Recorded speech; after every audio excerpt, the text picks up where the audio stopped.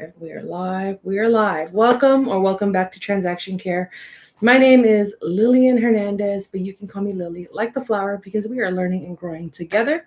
And this is Transaction Care, where we discuss all things real estate, business, mindset from a transaction coordinator's perspective.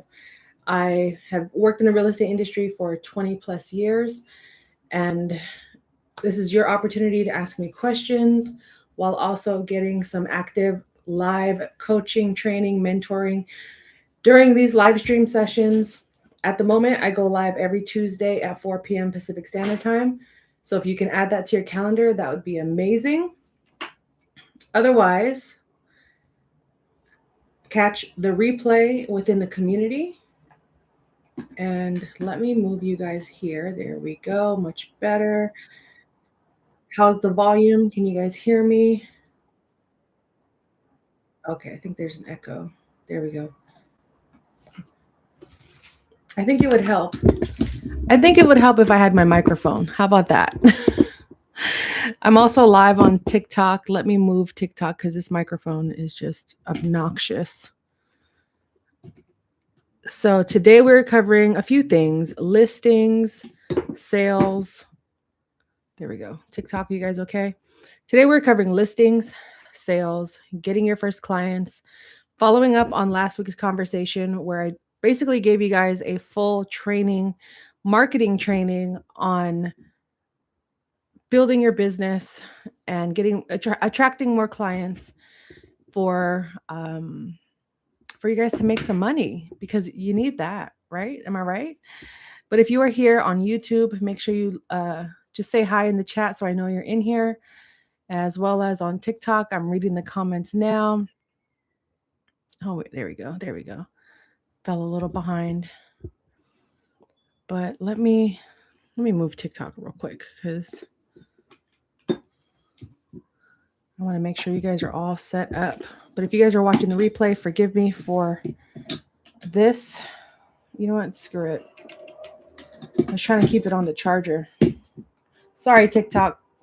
Sorry, YouTube. This is what happens when you're doing a live stream. Everything is in real time. And I forgot that on YouTube, you can't blur your background. So this is my background. If you guys follow the WNBA, I love the WNBA, and this poster needs to go into the frame. With that said, let's get started. We're live.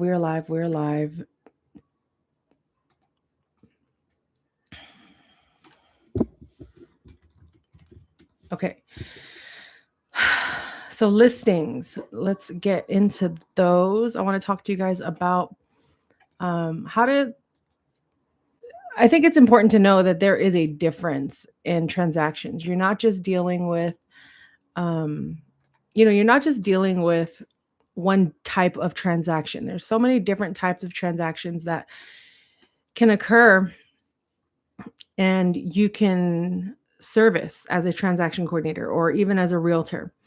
But most importantly, if you're handling listings, just know that they take a lot more time because you're dealing with homes that are about to be on the market, or maybe they're off the market, being sold off the market. They're not going live. They're not going to be marketed publicly, but either way, the home needs to be sold. So in that process, we call that pre-escrow. Forgive me for doing that. I don't know why I just did that, but this is called the pre-escrow process. And in that time frame, if you, depending on what services you offer as a real estate transaction coordinator, you might be involved or you might not be. Again, it just all depends on your arrangement. Maybe you work in-house as maybe an office admin or office TC, and some of these pre-escrow tasks are a part of your job. Meaning maybe you're helping set up with the marketing. Maybe you're helping set up the MLS. Maybe you're helping scheduling, maybe scheduling, staging, inspections. It just all varies. Now, the job of a transaction coordinator has its standard procedures, but it can also be very, again, customized to your arrangement. So if you're self-employed, maybe you have more a la carte services that you can offer. Maybe you have a team of TCs or a department that also helps with social media, marketing, MLS input, data entry, because the inner workings of file auditing and management is a very robust job and role. So the transaction coordinator, in my opinion, in my humble opinion, should be focused solely on the disclosures. But if I'm on the side creating content, that's where things can get very out of control, because social media content is its own job, is its own role. And if I'm over here having to manage all of these different aspects of one transaction or one listing, I'm going to fall behind on my other files. Does that make sense? So ultimately, if you're deciding to do listings or sales, you want to make sure that you know exactly what services that you offer. Because one thing about real estate is you give an inch, they take 7 miles. The moment you become a more and more available, the more they will throw at you, because support has to be clarified. If you're just offering all sorts of support, you're going to kind of burn yourself out, truly, because you're not going to be able to just immerse yourself in the files if you're constantly taking yourself out of them intentionally, because that's the job you agreed upon. So, with that said, if you are working on listings, just know exactly what you're going to be doing. For me personally, I don't start working on transactions until I get a signed listing agreement. What does that mean? So, I work typically majority in residential real estate. So I don't work on commercial deals. I don't work on creative financing. I work with my realtor who works with the seller. So I don't work with investors, commercial sales, developments, nothing like that. It's a rare off chance if that does happen. But even then, if I have questions, if I don't know what I'm doing, I will ask and communicate that. I don't just want to assume I know everything, because I don't. So, with that said, if you are working on listings, you definitely want to make sure that, um, sorry, moving TikTok again. The window got really, really loud. But here, let's move you over here. Anyway,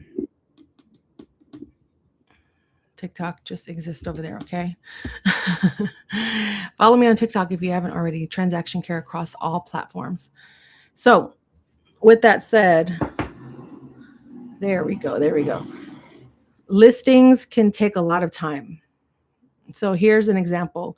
I worked on several listings at the end of last year, around like this time last year, that required a lot of upfront work. So, although it's not work that, I lost sleep over, it was still time consuming. So it's this very time consuming work and a time investment that you have to do upfront when you're working on listings.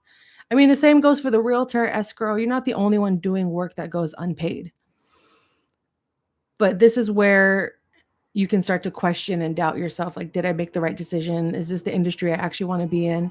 Because if you're only doing listings, there's no telling or guarantee when that home will actually go on the market or sell. There are target dates, there are negotiations between the realtor and the seller, like, yeah, we want to go live by August 1st. But those dates can get pushed back because maybe they want to pause, or maybe the seller has a change of heart, or maybe the seller is going to be out of town randomly, or maybe they want to wait to see, to generate more comps, comparables, like how are other homes in this neighborhood selling? Are they selling at the rate that the seller wants to make, or is there a decline in sales? So these are questions that you have to factor in when you're working on just listings, or working with just listing agents. And for me, fortunately, I work with a team that has a buyer's agent and a listing agent, and they both do and mix and mingle in both elements of real estate. So I tend to get a good mix, but majority of the year it's heavier on the listing side. And it's a lot of delays. It's a lot of delays. So a lot of the listings that I worked on last year, I mean, thankfully they closed, but they didn't close for 6 to 9 months. I still have some listings that have just been sitting, in my folders, waiting to either come back on the market, or they're just sitting on the market waiting for a buyer to buy them. But I still did all of that upfront work unpaid. So I wanted to bring that up when it comes to listings, because you have to make sure that you're still generating income from somewhere else. Whether you're, finding more buyers agents to offset the delays or the slower payment process with listings, or maybe you're working a part-time job or something to that effect. For the most part, you definitely want to make sure that you don't just isolate yourself to only working with listing agents, because it's nice when they hit, but like I said, they can hit at random times. Whereas if you're working with buyer's agents, you're definitely increasing your chances of more closings. But then you just have to factor in, okay, what does this buyer agent want me to do as I work with their team? Like, am I writing offers for them? Am I negotiating for their clients? Which is a very tricky road to. It's a very what am I trying to say? It's a thin line when you're dealing with contracts and you're as a transaction coordinator. For me, I've been working in this industry for 22 years and I don't do contracts. I think out of my whole career, and I've been independent, solo, working solo for 8+ years. I think I tried. There was a season, and I can't even remember it because that's how far away it was. There was a point where I think I did like one realtor's contracts, and I'm licensed. So I have my real estate license, so I can technically do these things. But they wanted me to just fill out offers around the clock. Mind you, I'm still managing a heavy load of transactions on my own that require my attention around the clock. I can't be on call just because you don't want to open your computer that's sitting, the computer that you're using to email me, the same number of characters that you're typing to email me to fill out a contract. It makes no sense why you can't also just fill out the contract and use that 5 minutes to fill out the contract. I think it's a lot of fear as well. I think there's a lot of fear in having to do things independently. And ultimately, when it comes to working with buyer's agents, you just have to understand, okay, when do you want to start? So for me as well, I have the same rules. I don't start working on a contract until that contract is fully executed and ratified. So I don't work on the contract until all parties have signed: buyers, sellers, listing agent, buyer's agent, and go from there. And whoever else, maybe the broker's required to sign, depending on where you're at, or the attorney or escrow. But I don't start until I get that fully executed contract. That's just a rule that I have. And that has worked best for me in maintaining my sanity, in maintaining my time management, my freedom, my flexibility, and maintaining good relationships with my customers and my clients. Because if I'm stretched out too thin, because I'm trying to do every single task for them because I didn't know that I could say no or that I could have boundaries, I'm doing them a disservice and I'm doing my mental health a disservice. And the opportunity cost just isn't worth it anymore, because now I'm sacrificing time that I could be using towards elevating my business on little tasks that I shouldn't even be doing in the first place, or that I don't need to do. So I think that's the difference in just diving in head first, not really knowing what you're doing in the beginning, versus taking time to have conversations with your realtors when you onboard them, or when they interview you, or when you interview them, and vice versa. Because ultimately, you have the power to ask them questions like, what are your expectations of me as a transaction coordinator? What do you want me to do when it comes to listings and sales? What do you want me to do when it comes to contracts? Do you need me to fill those out? If so, it's going to be an additional fee. And if you have to submit them by a certain time. So I think you have to, like, if you're going to do those services, if you're going to offer those types of services and additional data entry, social media marketing, anything to those effect, if you can do it and you're skilled in those areas, do it. But make sure you are getting paid and you're being compensated fairly, and don't just do these things voluntarily, because you're still in business. You're still a business. Now, it's different if you work in-house. Maybe that's just a part of your job description. So if that's the case, then move forward and go ahead and do so. But if you're independent, you have to create essentially a menu, if you will, of services that you're going to offer. Now, if you're not sure of what services to offer or how to get started there, schedule a discovery call with me. I'm a coach, I'm a mentor. I create content about these things. I go live, which is what I'm doing right now, in order to help you guys, in order to answer your questions, to give you guys real life examples and how to navigate these types of situations versus, like I said, just guessing, just, going about these things with no type of support. So allow me to help you, be a part of that. I'm going to put the link in the chat. So if you guys want to book a session with me, my calendar is updated. Let me pin that to the chat. There we go. Yeah. So if you're watching the replay, it lives, my link is there, but everything also lives on my website, Transaction Care. So if you do have questions about that, you can absolutely book a session with me that way. Okay. So another point just to kind of sum up listings and sales. Listings are a lot of upfront work, but then again, depending on where you're located here in the Bay Area, I service the San Francisco Bay Area. We do everything upfront, especially in San Francisco. So if we have a seller, an assigned listing agreement, I'm already processing and gathering disclosures right away, because our sellers and our listing agent might meet together to go over those disclosures that week or maybe in a couple of weeks. But either way, I'm doing a lot of upfront work, making sure I have all of my, sending out emails and requesting prelims and natural hazard reports, making sure I do those things. And again, they're all emails that I have templates for, but ultimately it's still upfront work that has to get done, but also isn't paid for. So I'm not compensated for any of this work that I do. And even saying it out loud, sometimes I'm just like, how crazy am I that I've been doing this for so long, 8 years as a business, and how much of this work has gone unpaid? Is this self-inflicted torture? I don't know. You guys let me know in the comments. But in order for me to help you guys in your process, even if you are a TC or maybe you're considering this as a career, ultimately you have to know exactly what you're going to be offering, because saying yes to everything is not going to help you. It's going to hurt you if you're doing this alone. If you say yes to everything, make sure you're prepared to offer those yeses in the seasons when it's super busy. Because oftentimes when we have a slower season, or maybe it's just a time in the market where there's a big shift and you're not as busy as you were maybe 2 months ago, those times of the year might be times when you say yes. Oh yeah, I do social media. Oh yeah, I can help you with this or that.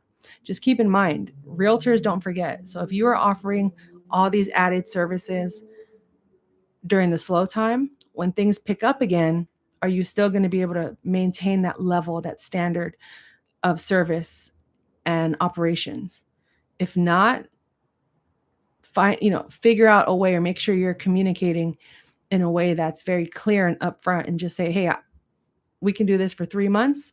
After that, we'll revisit this conversation. But if you're burning yourself out ahead of time, just be mindful of that. So listings and sales are, what I do and what I offer in terms of my services. And I don't start the process until I get a ratified contract. When all parties have agreed, we're moving forward, we're going to put this house on the market, or we're going to buy this home. Now let's talk about closings, or when they don't close. What happens when a transaction doesn't close? We'll start there. So the way my business is set up, and I just never changed it. Some people have retainers, some people have agreements where, regardless if it sells or not, this is how much I'm going to charge. Because we didn't have that many cancellations here in the Bay Area, in the few years that I've worked, I would say in the past couple of years have been the most cancellations, the most delays in transactions I've ever experienced. It was the first time I ever started doing a listings retainer. But what happens if a listing or a sale doesn't get a buyer or it falls out of escrow? So unfortunately, if you don't have any agreements to get paid or a retainer, you just don't get paid. And if a home sits on the market and expires, meaning the listing agreement expires, you don't get paid. So ultimately, you have to be aware of that sacrifice. You have to be aware that, oh my gosh, like I might be doing all of this work and not getting paid. Yikes. So, am I willing to just sit around waiting for money, or do I want to make sure that I'm setting myself up for success? So, before I quit my job, I made sure whether it was intentional or not for me, I made sure that I had money in my bank account that I could rely on if I had a slow month, if I had a time where I just didn't like this anymore and I was going to quit. I needed to make sure that I had those reserves in my account. And I'm so grateful in the beginning of my journey that I had that, because having that runway gave me the confidence and the clarity to, not feel so much pressure coming into this career and ultimately, failing. Or, it's not necessarily about failure so much as it is, if I don't have a transaction, how am I going to survive financially? And having that runway really gave me the confidence to make decisions, to get creative, to do things more at my pace, and not necessarily being so desperate to get business all the time.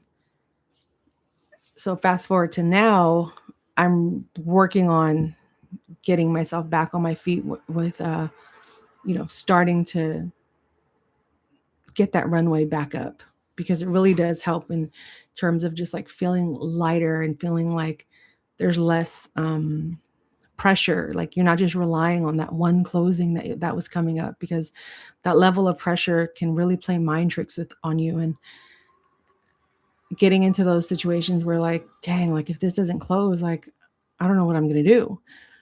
So when it comes to closings, not closing, just make sure that you have other avenues. Like you're not just working with one client, that you can, expand, get another client, which is why I gave those marketing tips last week in last week's live stream on how to get clients.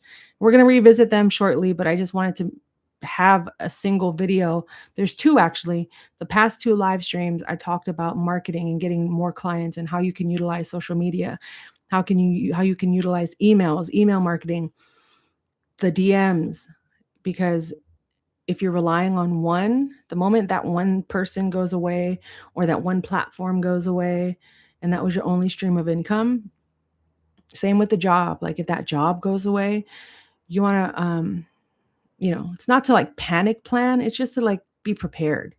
So, always be marketing yourself, always telling people what you do for a living, asking them if they need help, even if it's temporary work. There are a lot of TCs out there that want to go on vacation, that need help just getting caught up. So maybe you can offer them your services for a month. That's income that you didn't have 5 minutes ago. So putting yourself out there, and for those moments when, oh my gosh, I don't have enough closings this month to support myself. So let me offer my services to other transaction coordinators. Let me offer my time to realtors and see if they need help part-time with these other areas. I spoke to someone today whose interview is going to go up in a couple of weeks. And, she talked about how she was still working and still doing other things that aren't just transaction coordination. So having that, for me as well, I do coaching and transaction coordination, because I stopped scaling my TC business. I let go of a lot of clients, but I know at the end of the day, if I really want to go full force back into the TC realm of things, I know how to get clients. I know how to hire people. I know the type of clients that I want to work with, that aren't going to have a bunch of deals get canceled at the last minute, who don't treat their clients like garbage, who know how to get the deals done. So when you do have closings, you have to factor, okay, when is this closing? And never count your money before you get it. Even when it hits your account, make sure it's actually closed. Just this week, that happened to me on Friday. I got paid for a closing that I'd been waiting for. It got delayed 2 weeks, and I was kind of in like a financial pickle of like, okay, I need that money. Where's that money? Where's that closing? Like, we had all the disclosures. Everything was done. We're just waiting for something on the escrow side. And then out of nowhere, Friday evening at 5 p.m., I checked my emails and I saw, instant deposit email. And I was like, what? I didn't hear anything about incoming money, but I'll take it. And I go to my bank account and I see that I got paid for a closing. So I'm thinking, oh, we finally closed. Yes, but it's like Friday, 5 p.m. Everyone's off for the day. And I have auto pay going, like I had to buy some things for the house. I spent some of the money, right? Fast forward, Monday comes, I'm emailing escrow. Hey, escrow, can you please forward me the closing documents for this sale? Me still thinking we closed, because that happens as well, where a file will close and I get left off of the emails where we get the final closing statement, the FERPTA, the QS. And essentially they said, oh, we're still waiting for a closing date. And I'm just like, what? I was like, I got paid for that one though. What? So now I'm like panicking. I'm just like, oh my God. So I let them know. I was like, hey, I just want to let you know that I got paid for that, for that deal, and it's not closed yet. So this is why I say, like, don't cash your checks before you even get them. So if you're already spending, like, oh, I have a closing coming up. I have 10 closings this month. Yeah. This is what I'm going to buy. Oh, I get to pay off this debt. I can finally buy this or that. Don't do that. I think that's the worst mind trick you can ever play in your head, being self-employed. And it will get you in trouble, because those 10 closings can easily turn into 4 overnight with delays, cancellations, anything. Okay. But those are just some instances in which closings may not close. But what happens when they do close? First of all, yay, congratulations. Sigh of relief, we can breathe. It's amazing. Make sure you congratulate everyone. I always like to reply all to the email that escrow sends, letting us know that we've closed, that we're on record. And I always say congratulations to everyone. If you and your realtor have an agreement between you and the clients, maybe you're sending them a separate thank you or congratulations, I mean. Maybe you go a little above and beyond and you gift your realtor something for every closing that they have. Or maybe you send like a specific gift, anything that signifies like this closing, whatever it is, a thank you email, a default scheduled email. Maybe those are some things that you can do as well, because that helps with, as good customer service. Because even though a transaction is closed, it doesn't mean you're completely done with that transaction, because you want to keep your files handy for at least 3 years legally. And that's why I pay for terabytes in my cloud system, because just in case, even in my email accounts, making sure I have enough space, because if I still have to store these correspondence, these emails, just in case, I want to make sure that my email accounts can handle that type of space. I mean, that type of has enough space to handle that amount of paperwork and attachments, conversations. Now, granted, if they use like SkySlope or platforms that can store all of this correspondence, you also have to make sure that you're forwarding those emails into those platforms. You're not just storing them in your inbox, because now you're taking away the liability if it only being in your inbox and putting it into the compliance system. So once a file actually closes, I don't necessarily delete all my emails. I don't ever delete emails unless they're like super, super old. I think last year I just deleted emails from like 2016, 17, 18. I'm just paranoid. Like, unless I quit real estate entirely, I probably won't ever delete these emails, even after 3 years. So just making sure that your equipment can handle those type of emails, because a lot of even our phone space is emails and inbox, stuff in our inbox that counts as space within our phone. Like the other day, I emptied out the trash, like my email trash, and it cleared up like almost a whole gigabyte of space, deleting old voicemails that were just sitting in a folder I didn't even know on my phone. Another gigabyte of space just from old emails that I thought I'd already deleted. So when you do get a closing, make sure you sent that invoice prior to closing to get paid, or whatever the system works. However that is set up, maybe it's automated, maybe it's a invoice, maybe it's a maybe you do it through a certain platform where it just gets emailed to whoever is dispersing the funds. Um, Whatever the case may be, make sure you get paid. And then make sure you get all the closing documents in the file for compliance, as well as downloading the MLS report that says sold if the home went on the market. If it didn't go on the market, you don't have to worry about that step. But you want to make sure you have a fully complete file. Anything that isn't complete, you just can continue to request. And if you've requested something for 3 or more times, then just note the file. If you have to get your brokerage involved, if you have to get your managers involved, whoever's in charge of that office, do so. But don't wait until the last minute. If you notice, like maybe 2 weeks before the transaction's about to close, that you're not getting a response from the other side, check in with your realtor, like, hey, what's going on with that other side? I haven't heard from them. We still need X, Y, and Z. Because transaction coordinators often get left off of emails. So if you don't have, if you didn't know that the escrow is getting extended, then you don't have to apply so much pressure if you're missing a bunch of disclosures. That's probably why they went quiet in the first place, is because they probably are just waiting for something on their end, maybe money from the bank or another check stub. Who knows? There's so many factors. Maybe they're adding someone to title. But if you're being left out of these conversations and you're wondering, like, why isn't anyone responding to my emails? Then you communicate with your realtor as to, like, what's going on, so you can get a clearer idea of closings. This is why I say don't count your money ahead of time, because transactions get pushed. And I'm still waiting. I think it's going to close tomorrow, thankfully, but I let them know, like, you guys already paid me for this deal and it hasn't even closed. I don't know if that was a glitch on your end, or if the messages are crossed on, the automation. I don't know what systems that they're using to pay people, because I'm dealing with an escrow party, an escrow company. But I just don't want to get paid 2 times, and then I have to do like reversals and then the banks and then fees. And it's just like a whole mess for everyone.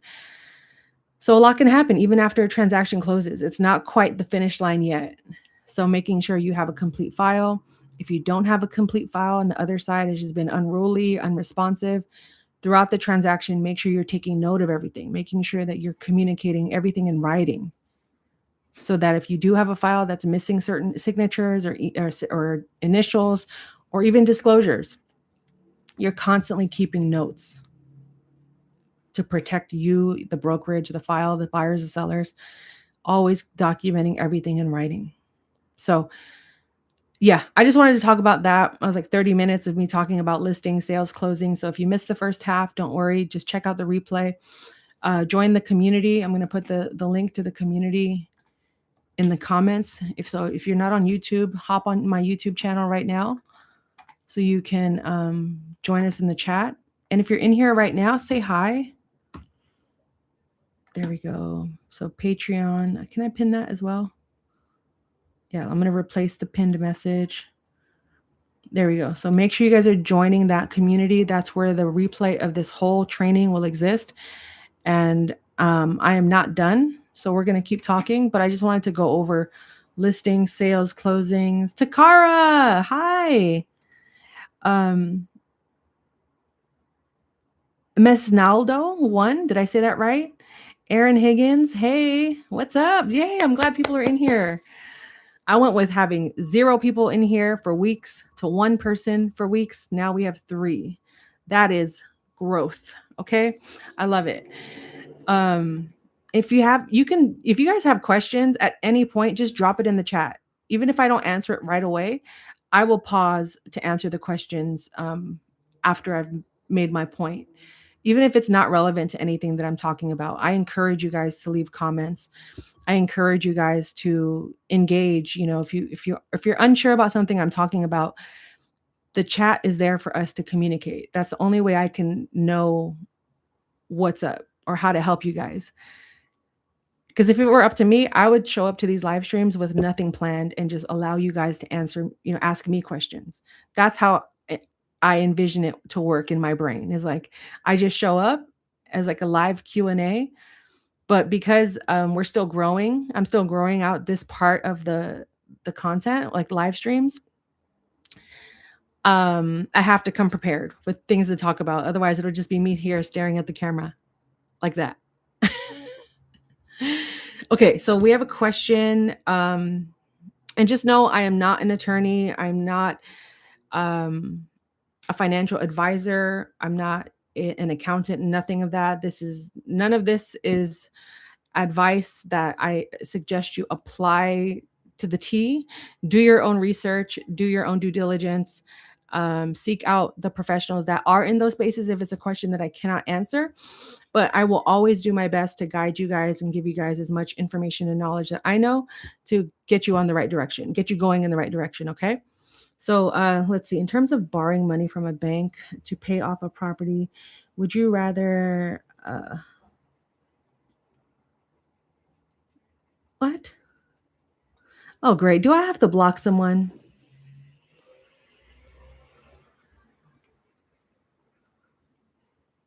Oh, man. Do I have to block you? That sucks. You set me up. I don't like that. Wait, let me find out where you work first. Hold on.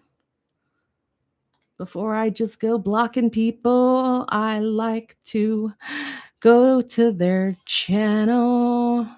I should have known when your photo was Kevin Gates, because you probably have two phones just to troll people. And I'll tell you this much, how to deal with trolls 101. First off, you find out where they work.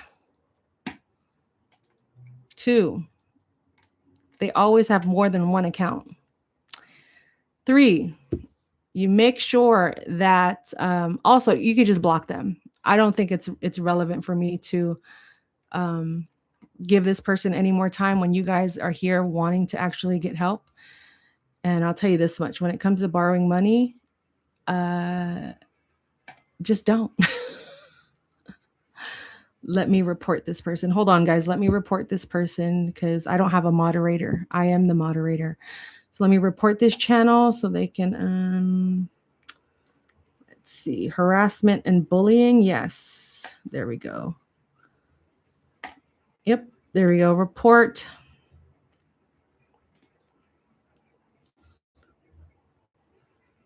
Okay, there we go.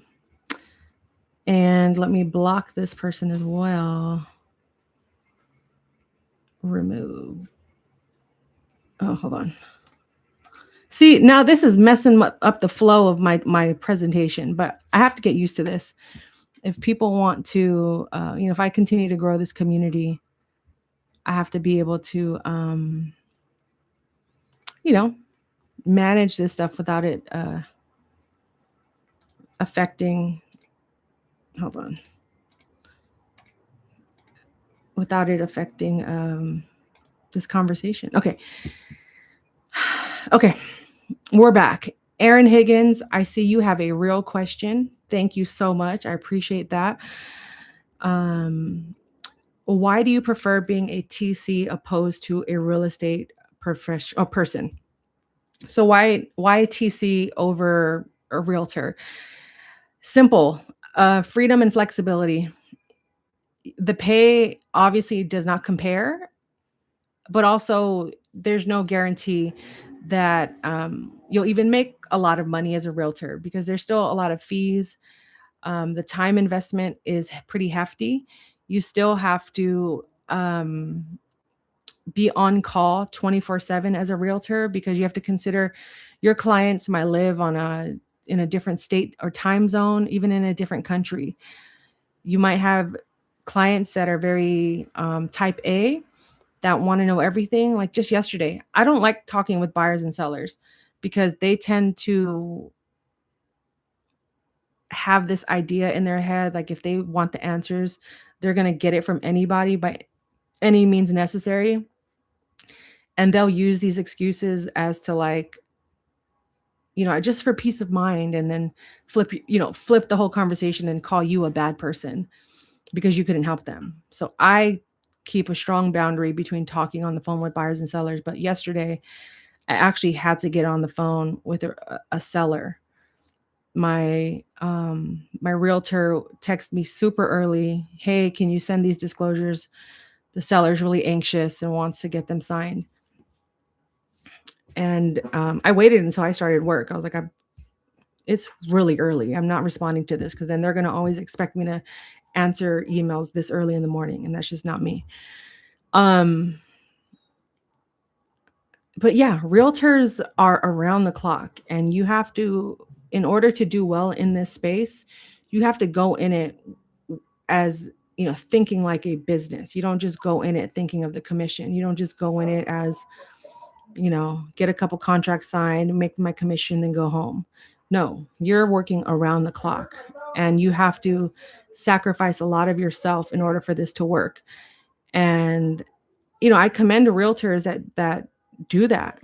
I think it takes a few years before you can actually balance it out. If you have family, or a community that you value, you're going to have to sacrifice a lot of quality time with them in order for this to work, because it's not easy. It's not easy. I mean, maybe one day I'll consider being a realtor, but I've worked in real estate for so long. I've done open houses for realtors. I've helped them, and it's not easy. You have to have a different type of mentality to work as a realtor, because it's very cutthroat. It's very dog eat dog world. And if you're not prepared for that, and if you're not inserting yourself in those conversations, in those rooms, if you're not willing to be the best, to put in the effort, it's you're gonna flop. I used to work at an office. I used to have a 9 to 5 job at a real estate office, and you can tell the difference between who's gonna do well and who's gonna stay the best versus who's just coming in here because they're lonely and they don't have anywhere else to go. And I saw all sorts of personalities. There were realtors that were top producers that closed so many deals, but they were jerks, a-holes. Like, I mean it. They were the worst people I ever seen and interacted with in my life. But they were doing so well because they were relentless. And then I had other realtors that got their license. You can tell they were excited, but they never went out of their way to ask for help. They never went out of their way to get coached or mentored. They tried to do everything on their own because they were too afraid to ask questions. They were too afraid to ask for help. Getting your license doesn't automatically mean you're going to know what you're doing. Even after you work your first file, you're still not going to know what you're doing, because you have to get more reps in. You have to get the practice in. So I'm not a realtor because I travel a lot. I spend a lot of quality time with family and friends, that I wasn't ever willing to sacrifice that. But then again, I didn't grow up in a household where either one of my parents were just never home because of work. They both had jobs, but they were always at my games. They were always at my school functions, graduations, and that was a lifestyle familiar to me, but also one that I also wanted for myself. But I also knew that a job wasn't right for me. Like, being independent in this space, and like also working towards becoming a full-time content creator and a coach, um, it's hard to go back to that 9 to 5 world when you already have this understanding of how being self-employed works. So if I were to become a realtor in this day and age, I would join a team. I wouldn't even bother doing this alone at all. I work well in a team, and I know I would thrive, but it's something I don't want to lead the charge in. I'd rather just come into someone else's system and then do my part. So where I can still have some flexibility, freedom, location independence, because that's another thing. One of my strong values is location independence. You can't sell a home if you're in Japan. You probably can, but you would, I don't know. I don't know. I just haven't explored it. But thank you for asking that question. I could talk about that part all day, every day. Okay, what other services would be best to offer besides TC work? So many. So you can offer mentoring, coaching, social media, data entry, open houses, calendar management, what else? CRM management, document management, uploading, docu-signing, just uploading documents is a job, you know? If you're good at photography, taking pictures of homes, becoming a team's lead photographer, videographer. If you learn AI, like right now, I think everyone should be learning about AI, whether you use it or not, just getting to know it. There's a lot of talk that Gemini is going to be the head honcho in this industry. So I would pick one platform and learn everything about it. So, for example, Gemini is Google's AI, what do you call it, branch, and start there.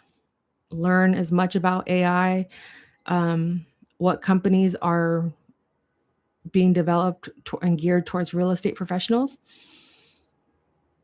and then regurgitate that information, develop it into a service, and add a price tag to it. But there's so many services. If you like cleaning houses, you could become a home cleaner.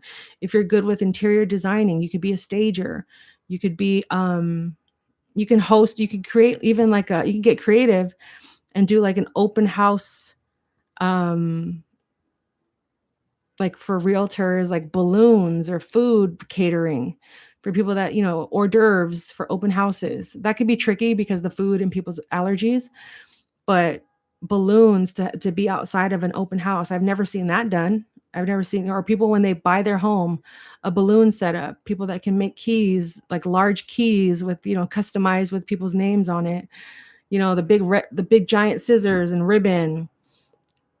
You can be real creative, but there's so many services that you can do besides TC work in this real estate industry.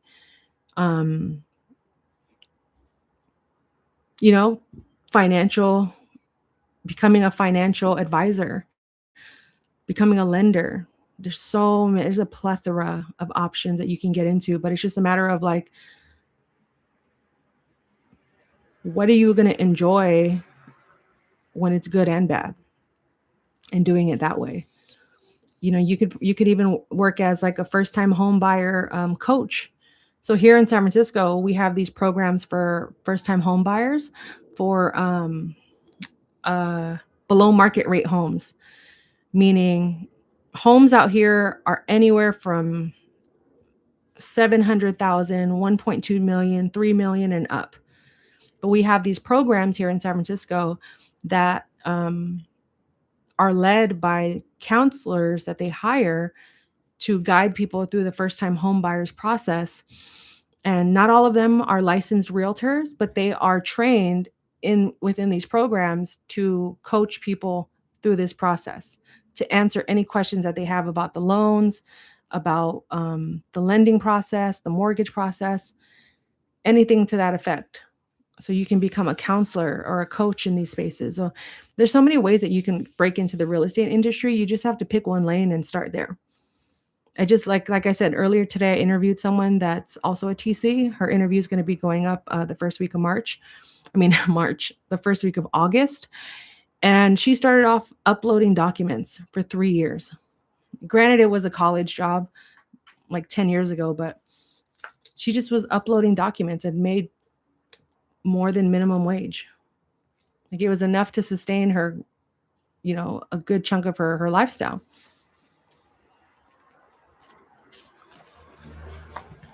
You can become a realtor's assistant, help them set up. Yes, I'm located in California, in the Bay Area. if you guys have any questions about, I'm talking to TikTok, but if you guys have any questions about real estate, business mindset, transaction coordination, I am glad to help. I already had to block someone, so I'm not afraid to use my block button. Okay, guys, just be nice, be kind. But thank you for liking the live. I appreciate that. We definitely want to get more people in here. People have been in and out, so it's normal. But yeah, I'm just grateful that I have this platform. I'm going to be releasing some interviews coming up, so I want to talk about marketing real quick. And based on the conversation I had last week, if you're watching this on the replay or if you're here live, I did a whole training on utilizing social media to get, to put yourself out there. The importance of using the DMs, like DMing people. DM stands for direct message. So if you go to someone's profile, whether it's, here, YouTube just rolled out the DM feature. So for me, it was the comments on YouTube. But if you go to TikTok, Instagram, Facebook, there's usually like a message button. That's how you DM people. That's how you DM people. And I've gotten business from the DMs. I've reached out to clients. I've gotten a lot of coaching clients from the DMs. As soon as someone follows me, I send them a personal message. You can copy and paste the message in your notes, or you can just type in real time. But to save time, I just have a message that I copy and paste. And I use anytime I get a new follower. Hey, here's the link to book a discovery call with me. Here's the link to join my community. Hey, I'm going live today at 4 p.m. So utilizing the DM. So I just want to know if you've been actively pursuing being self-employed or working in real estate. How many people have you told, or how much time have you put into? Sorry, my phone is about to. I had to charge it. How much time? Forgive the view. I have to charge my phone. But I see the question: how long have you been a TC? I've worked in real estate for. Here we go. Sorry, guys. I'm doing that thing again with my phone. But the charger, sometimes I wish the charger was on the side of the phone. So someone asked, how long have I been a transaction coordinator for? I have been a TC.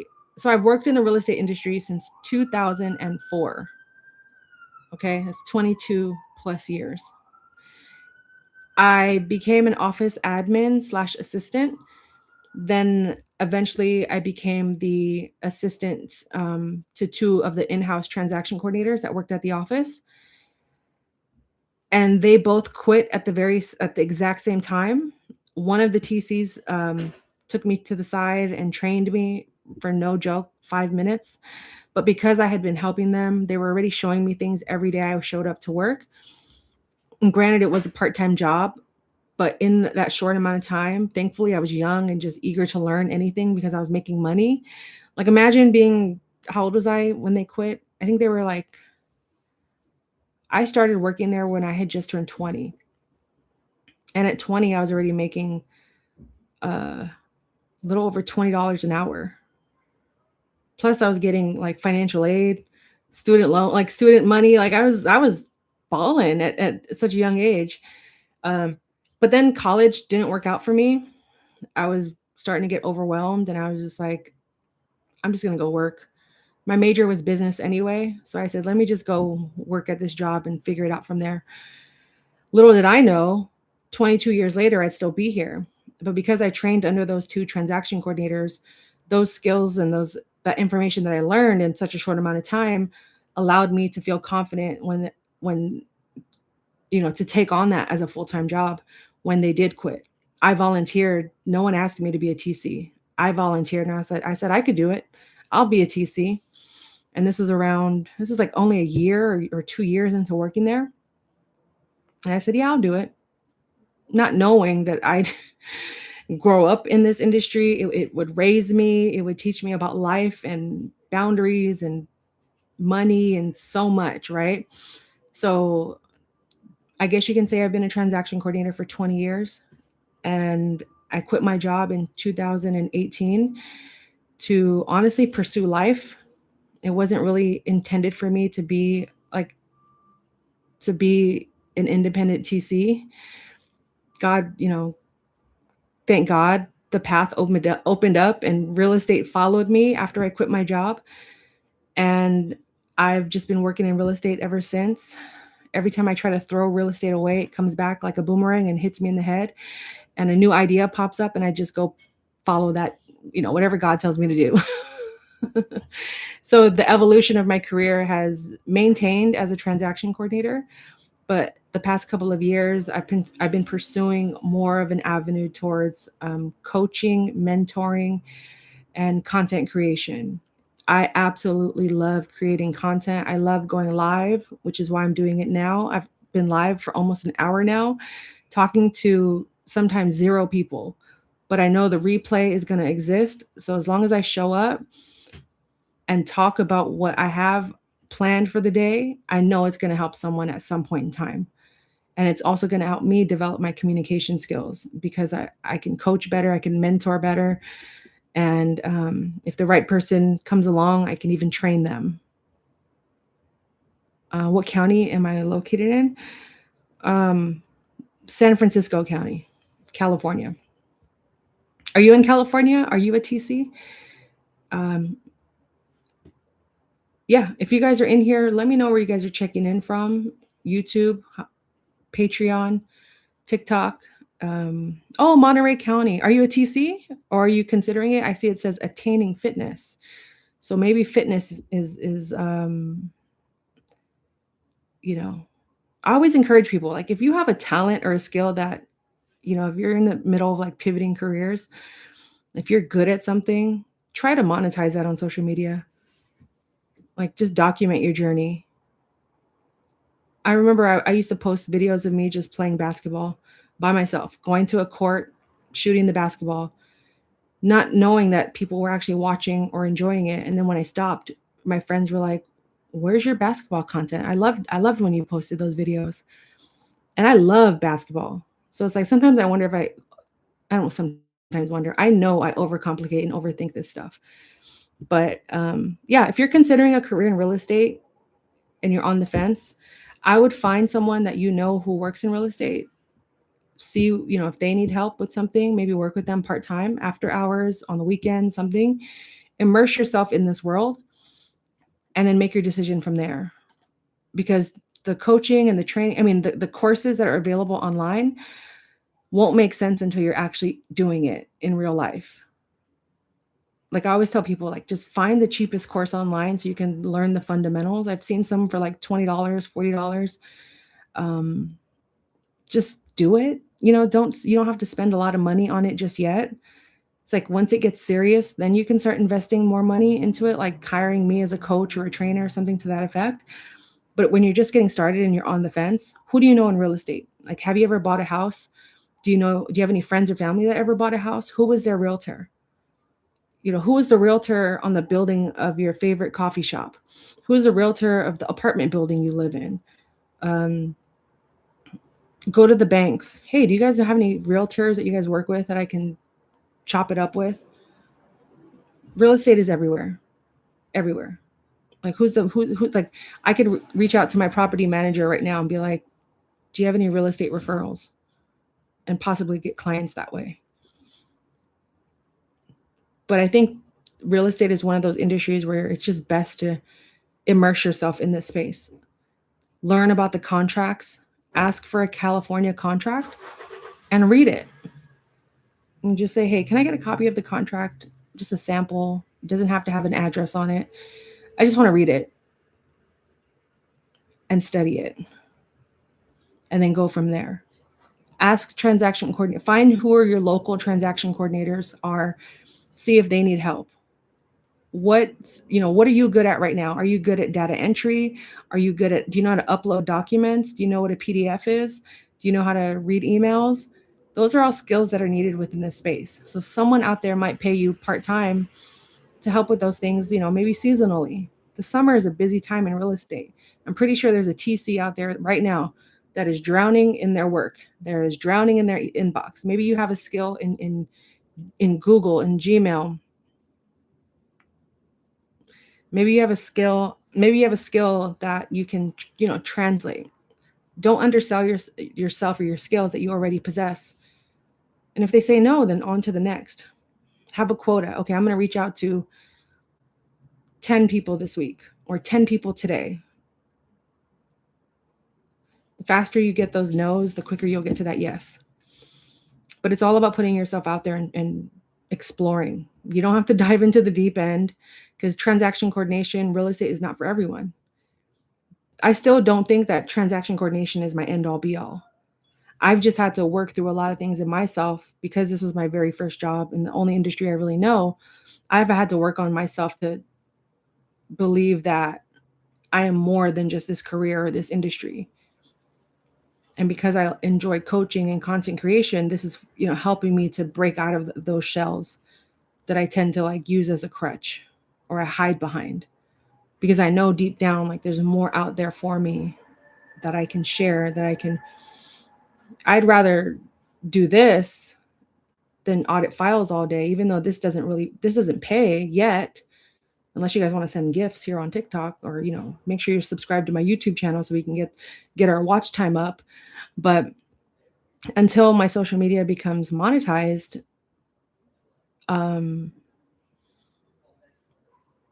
this is still a part of the work. This is still, me getting my reps in. I kind of lost my train of thought in that, but I hope that makes sense. But yeah, real estate is definitely one of these industries that it's like driving.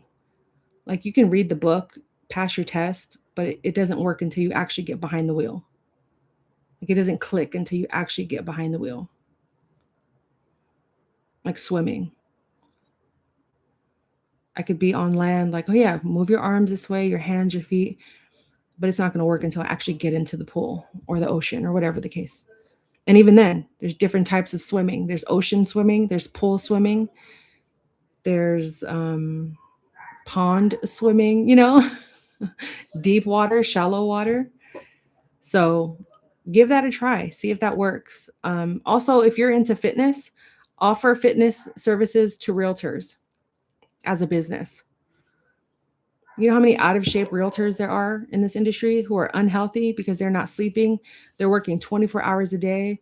You can even gear your channel towards fitness for realtors, fitness for real estate professionals, and you just work out and then save your videos, upload them to a YouTube channel so they can watch them at any given time. Go live, do your fitness at 5, I think that would be a dope idea too. This is what I'm talking about, is like, you can break into the real estate industry at any juncture, in any way. Real estate for fitness for realtors, fitness for TCs, real estate. You know what I'm saying? Like, okay, well, if I want to get into food, food content or something like that, let me start recording everything I eat throughout the day and let it evolve from there. Then I can start reaching out to people that do cooking content or who are foodies in my area. But I don't have to become Keith Lee or, whoever the big food creators are in this world. I don't have to be them today. I can just be me for now and develop and grow into the space I want to work in. And if it's aligned with something I love and enjoy, even better.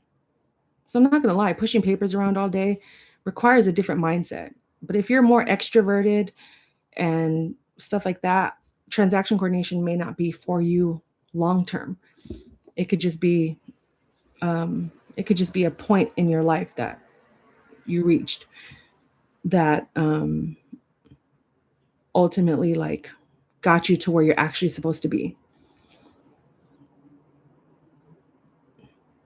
Yeah, so give that a try. Maybe reach out to offices that in your local neighborhood, do some fitness stuff, just like anything. Like, if you're already doing something in a niche, stick to it. Then just market yourself to a specific audience, like real estate professionals.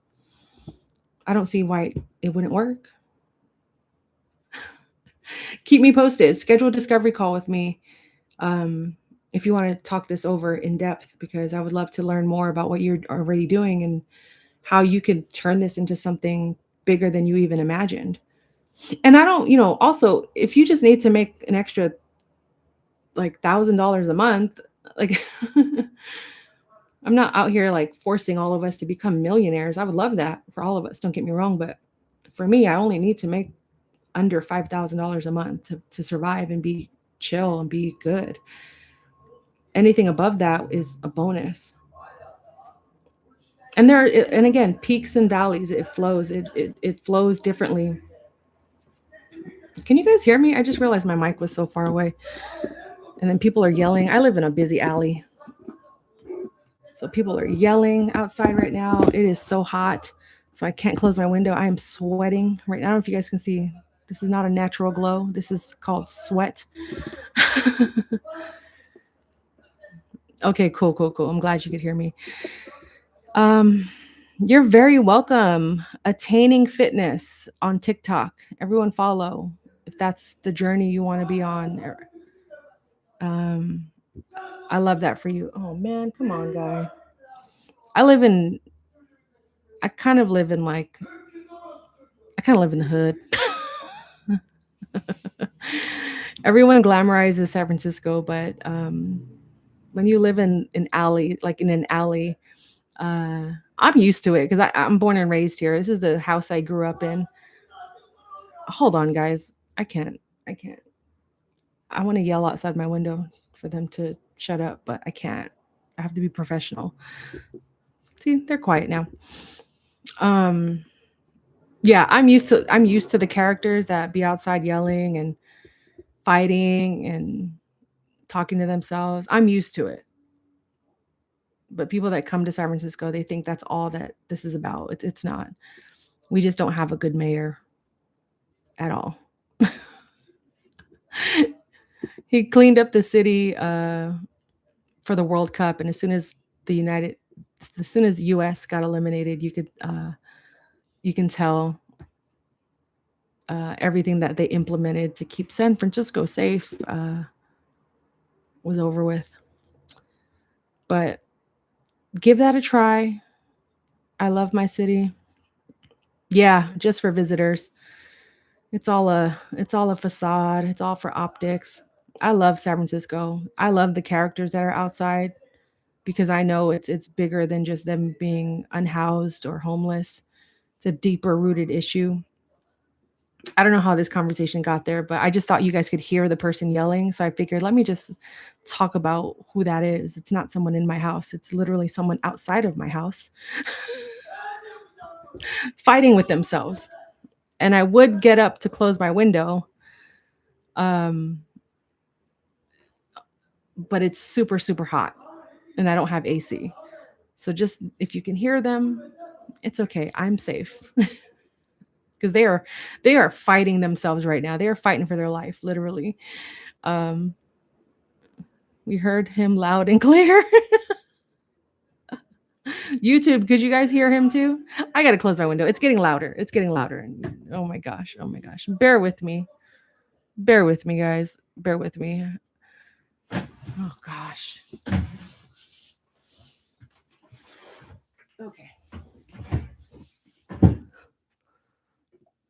Okay, I'm back. I can still hear him, but again, he is fighting for his life. He might, I don't know. It's hot outside. We rarely get hot days here in San Francisco. So when it gets hot, everyone loses their mind. Okay. So let me wrap up this conversation. I don't want to hold you guys too long unless you guys have questions. I'm still here to answer them for you guys. I got nothing but time. Unless I got to go outside and fight somebody, but I won't. I'm a lover, not a fighter. Otherwise, I go live every Tuesday. I'm working on some things for the month of August where I might do more live streams, but stay tuned for that. I have to get more clarity on what it is I'm supposed to be doing. Because right now I've just been focused on building up my YouTube channel, making sure I connect with people on TikTok because I get a lot of followers on here, a lot of people that don't know that I go live every week. or that they have the opportunity or the access to talk to me and ask me questions. So I wanna make sure that I'm available to you guys, but if you missed the first half of this conversation, the replay is going to live in the community. So if you go to my profile right now and make sure you're following and subscribed here, go to my profile on TikTok. The link is there in my bio. Just click that, join. It's free. If you want to become an actual member, there are paid options for that. If you want to have mentoring with me, there are options for that. Um, if you're on YouTube, make sure you're subscribed. I release new videos every Monday, and then every Tuesday, 24 hours later, I give you guys time to watch the video, consume it, take notes, gather your questions, and then you come into here during the live stream and we talk about it, as well as any other conversations that I want to have, or topics that we need to discuss. So you guys, YouTube name, everything is under the name Transaction Care. So Transaction Care, see my poster, Transaction Care, the same name that is on TikTok. Yeah, we're almost at 3,000 subscribers on YouTube. I'm pumped about that. I really want to get my watch time up, get some more people in here, to help them, to support them, encourage them, uplift them, redirect them. If real estate is not for you, I don't want to hold you guys hostage and only talk about real estate stuff, because everything I talk about can be applied in any business, in any pivot in your career. You know what I mean? And I'm speaking from the heart. I'm speaking from experience. None of this is generated by AI or scripted by AI. It's just me talking from the heart. I'm pretty sure AI is listening because even on TikTok, I don't know how to turn it off, but it keeps summarizing what I'm talking about. And I don't know how to turn that off. But for the most part, I know many of us want financial stability, financial freedom, location independence, and just overall flexibility in our lives, because we're probably burnt out from our 9 to 5s or our part-time jobs, or we're just burnt out from the choices we've made in life this far. And I just want you guys to know that it's not too late to start over, especially if it's geared towards a career that is aligned with your personality, the skills you already have, um, the talents that you already have. We're all given these things for a reason. So we have to use them. We have to apply them, whether it pays or not. It will eventually find you. The money will find you. I'm a firm believer in that. And sometimes there are lower seasons than others. But if we can endure and persevere and stay optimistic, stay committed, stay faithful to the work and the plan, I think we'll all be okay. It might take some changes in our spending habits, or, fixing our expenses, making sacrifices, making changes, and maybe somewhere along the way, I do get a job. I don't know yet. It may get to a point where that becomes a reality. I don't know. But for now, I want to give this a fighting chance to exist, because I understand the importance of being available to help support people if I can, when I can. And that's why I love going live, because I can do this in real time. You guys don't have to just wait for a scheduled video, or us going back and forth in the inbox. Like, come into these live streams, answer me questions, ask me questions, and I'll answer them. If you guys want to get to know more about my journey as well, there are plenty of videos where I do talk about them. I also have over 20 interviews with other real estate professionals and transaction coordinators, brokers, so many different people that I've already worked with, or I'm going to be introducing you guys to on my YouTube channel in the upcoming weeks, because there's certain things that I don't want to do in this space, but there are people that are already doing it. So why not use my platform to highlight them? So if you guys have any questions, go ahead and drop them in the chat. I'm still on here. I'll stay on as long as you guys want. I just don't want to hold you guys if you guys have to go, but I don't mind staying on here. My goal is to go live for 24 hours one day. I think I'm going to start with like maybe 3 hours. Right now we're almost at an hour and a half. So if I stay on for 15 more minutes, we will hit 90 minutes. Also, I offer 90-minute strategy sessions where we talk about a specific goal that you have or goals that you want to strategize and game plan about. I love doing these at the end of the year, but I offer them all throughout the year. And if you guys want a 90-minute session with me, it's $90. But if you're here in the chat right now, DM me and I'll pin it to the YouTube chat. But if you're on TikTok and want $15 off, DM me and I'll send you that link with $15 off my 90-minute strategy session.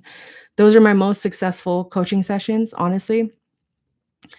Hasib, do you have a question? Go ahead and drop it in the chat. Yeah, people love those strategy calls with me because it's very much like this, like what we're doing here on these live streams. It's similar to that, but I'm talking with you one-on-one. We're in our own Zoom. Yes, Takara has experienced these 90-minute sessions, and I'm grateful that I can actually meet you guys in person and talk to you guys, because there aren't a lot of resources out there, there aren't a lot of people out there that are doing this, and take full advantage of it before I get rid of it. Excuse me, I'm so thirsty. We have a question. Do most title companies process the payments for TCs if they do not have a US bank account, instead if they have a Payoneer or other similar accounts? I don't know what Payoneer is. Is that like a foreign exchange account? But typically you can I think it varies. Every state is different. But what I do is I usually will invoice my realtor. I use Stripe. So I don't know if you like Stripe or PayPal. I usually will invoice my clients that way, or I'll send an actual PDF invoice to escrow with my routing number, or like a wiring number. If all else fails, last resort, I'll just take a Zelle, have them Zelle me or PayPal me or Apple Pay me, and then I figure out the logistics afterwards on my own. But I would just call the title company ahead of time. Otherwise, you can ask them to just cut you a check and take it to any bank and just pay the fee to get it cashed. But they can cut you a physical check. They don't have to direct deposit the money to you if you don't have a traditional bank account. What if the realtor does not pay after the services have been delivered? What? Oh, I hate when that happens. Make sure everything is in writing. Make sure you have a documented paper trail of you sending your invoice to them throughout the transaction. So what I like to do is typically at the beginning, I'll send my invoice. Then maybe like 10 days before we're going to close, I send a friendly reminder. Like 7 to 10 business days before we're going to close, I said, I send a reminder while I'm working on the broker demand or the upfront terms or final terms. And I'll remind them, like, here's my invoice. Please, if they haven't confirmed, make sure that they confirm receipt of your invoice. I'll even text them, hey, can you confirm that you received this or that, this email, this invoice? Because you want to get it confirmed, just in case if it has to go to like court. We don't want that. What else? I will email my invoice to escrow so they can take the money and pay me. Someone can pay me. If they don't pay you after it's closed, what is your do you have a service agreement with them? Are they required to pay you even if it doesn't close? Like, some people have retainers that they'll set up with their realtors and be like for me right now, I just implemented it this year, but I charge $100 for all listings. $100 is due up front, and then it's non-refundable. And then the rest of the fee, so I charge 500, right? Minimum. So then the 400 comes to me once it closes. But if we don't close, I'm at least guaranteed $100. If they don't pay, you have to just keep contacting them, contact their broker, make sure you have everything in writing. Worst case scenario, take them to court, but you also have to go to court with proof that you've requested this item from them multiple times. Make sure that you have the right email, which is why I said, texting them, say, "Hey, just did you see my email with my invoice?" Worst case scenario, send them a Zelle request, a Venmo request, a PayPal request, anything to make it easier for them to pay you. Even if you do have a business account, at that point, you just want to get your money. Okay? Um, and if they are not paying you, fire them. Stop working with them because that's not right. It's not right. And it's unfortunate because we really can't do much. We can't really report it to the board. You can try. You can try reporting them to the board of realtors. Um, yeah, I'd snitch. I'm a snitch. I don't care. Pay me my money or pay me no, never mind. Yeah, I hope that works out for you. Keep me posted, but you got to stay on them. Make sure that they confirm a copy of your invoice. Find out if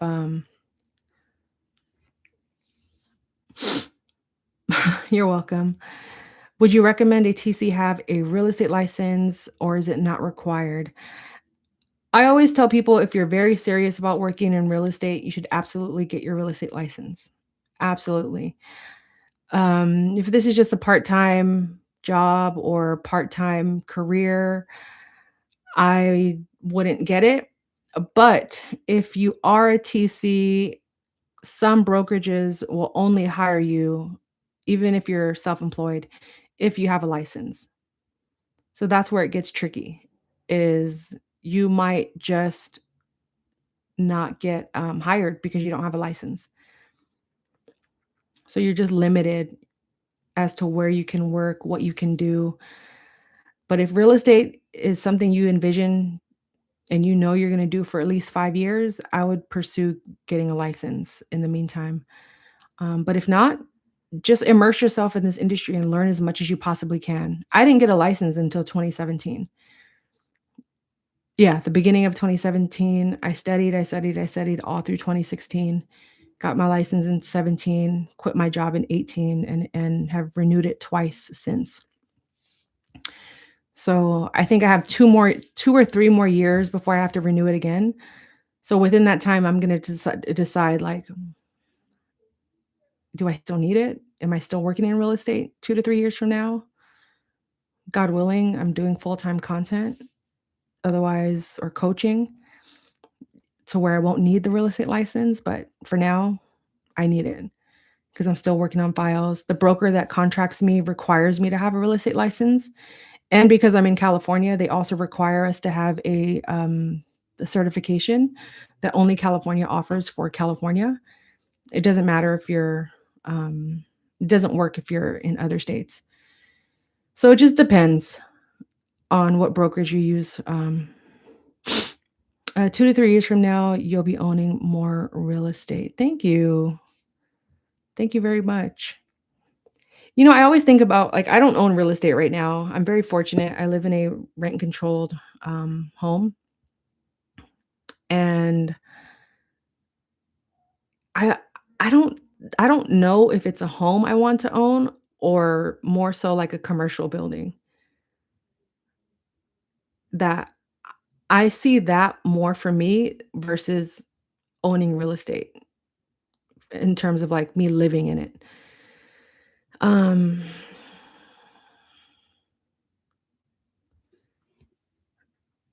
but yeah, I imagine because with commercial real estate, like, owning it, I feel like I could do more with it. Like, I could run this business through it, maybe create a studio, like a studio, where I could do content, help other people do content, maybe do trainings.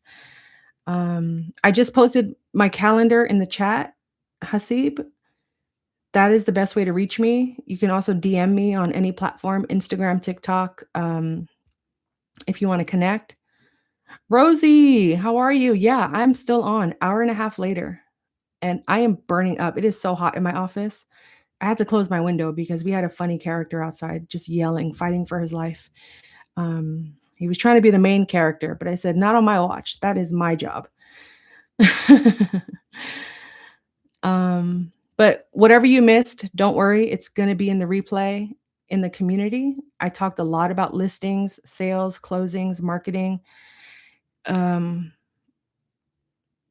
and just, like, what to do if you're just getting started or if you have other skills that you wanna work on. A lot of the same stuff that we talk about on a week-to-week basis, but I really went in depth today about listings, sales, and closings because, I think a lot of people get confused or unsure about what direction to go.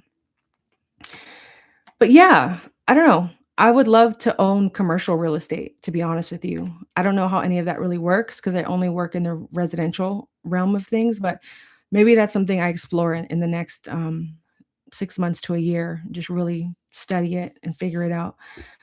But yeah, maybe like a live in workspace loft or something to that effect if I did, to where I could also benefit and make it my business, not just my residential home. I think that would be super cool. I'd love to own, there's already plenty of gyms in the area, but I would love to own something to that effect, to where it could be like a studio for people to learn, but also to play and to have fun in, not just kids, but as adults. I think it's super important for us to go play outside and to do things we did as a kid. Um, I used to love just going outside and playing basketball by myself for hours and hours and hours. And somewhere along the way as an adult, I just stopped doing that. And it wasn't until maybe like 6 years ago, after I drop off my nephew at school, I bought a basketball and I was like, "I'm just gonna go play at the park." And at first it started off as just walking, and then they out of nowhere installed basketball hoops. It was like God telling me like, "Here, go have fun." And I'm telling you, like, once I started doing more activities I did when I was a kid as an adult, I swear something, like, in my heart, in my body, in my mind, like, just cracked open, and I just felt just alive, like, more alive, and I think that's a lot of what people are lacking as adults is, like, we don't have interests, we don't have things that we do because one may consider it to be childish, you know what I mean? So, yes, a tennis academy. I just got into tennis a couple years ago. I love it. I loved it. Tennis is so much fun. It's just very expensive. That's another thing is, like, so many of these clubs are very exclusive, they're very expensive. Like, I also tried golf, I tried tennis. We now have a volleyball team here, so it's like, although real estate has been my livelihood for 20 plus years, I have always had other interests, like music. I used to be a party I used to promote for a DJ, so we would throw parties, and all of those marketing skills that I learned from that era of my life, I apply to my business now, or anything that I do in life. So it's like you just have to go out there and do it. Oh, wow. Yeah, tennis is so amazing. Like, I grew up watching Venus and Serena Williams play, because I stayed at my grandparents' house a lot, and they had cable most of the year. So, TNT, Venus and Serena would always be playing on TNT or ESPN, and I just remember their hair and their beads, like, and they're only, like, 2 or 3 years older than me, so it was kinda cool watching them grow up, and I never got into tennis as a kid, but I did as an adult, and it is one of the funnest sports I've ever played in my life, truly. Who knows? I might become a professional tennis player in my 40s. You never know. But yeah, that's why I still, that's why I do these live streams, because I want you guys to know, like, continue to do things that interest you. Don't just put them to the side because you feel like you have to be grown and an adult. There's this woman on Twitch. I don't know if you guys have heard of Twitch, but it's a streaming platform where you can go live. I'm considering starting a Twitch myself. She's like in her late 50s. Her name is I Just Love Puzzles. She streams herself doing puzzles for hours and hours and hours and makes money doing it just by doing streaming. I love puzzles too. So imagine if I just come in here, leave a camera on while I streamed myself doing puzzles, create a whole separate account. Once you meet certain thresholds, you could make money off of Twitch from streaming, because you can place ads while you're streaming. In fact, I'm going to set up my Twitch for next week. I'm going to do my live on YouTube and Twitch. Screw this. I'm tired. I'm tired of just talking about it. Let me be about it. But yeah, check out Twitch as another stream of income, to where you could do just chatting. They have different categories. There are different categories that you can join. Like, there's the just chatting. So I'd probably put this live stream under just chatting. Then there's IRL. You could stream in real life. So if I go play, if I'm playing tennis or basketball one of these days, I could stream in real time. And then you can place, like TV, like you can place ads in between, like you could set it to like once you get monetized, you can set it to like play ads every 5 minutes or every 20 minutes, depending on how often you want your people to see ads. And the more they see ads, incentivizes them to subscribe and pay for a subscription. So Twitch, you could set your prices. It could be anywhere from, like, I think $3 to subscribe a month. You can use your Amazon Prime to subscribe to people's channels, and then you see it commercial free. But you still get money from subscribers, and you get money from AdSense. Don't tell me I don't put you guys up on game, okay?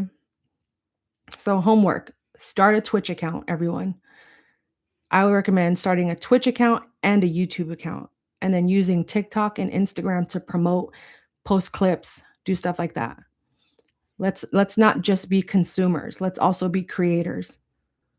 You can document your real estate journey when you're working on files. Of course, don't give away private details like property addresses or prices, but you can talk about how you're struggling, making content about not getting paid.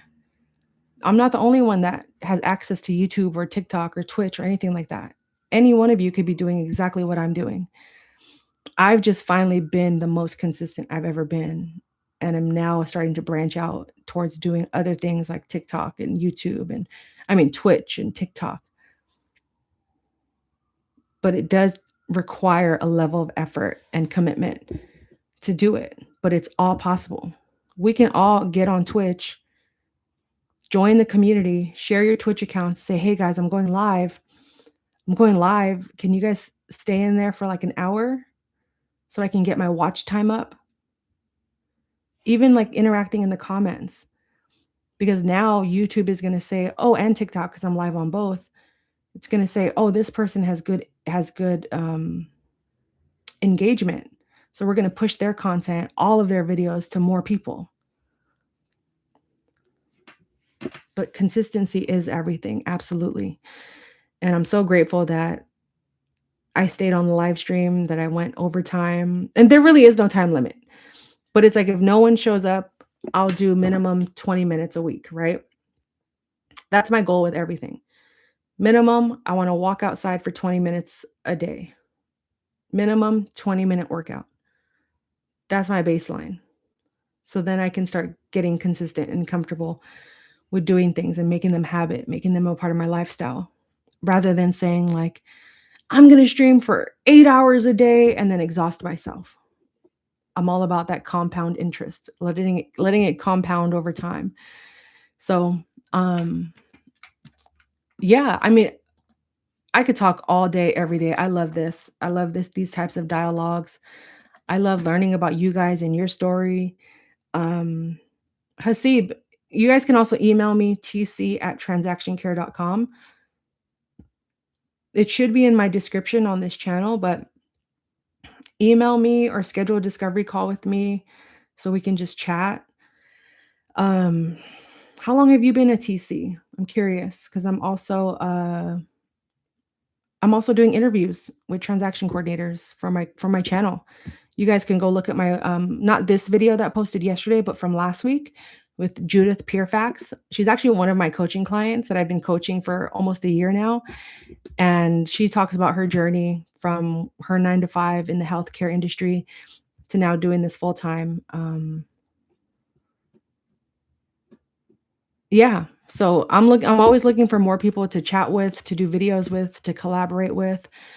Um, because I think it's important that we share our stories because it does inspire other people, not just to get into real estate, but just to take themselves seriously because we're worth it. And our stories are all unique for a reason. You know, you just never know who can relate to what you're going through.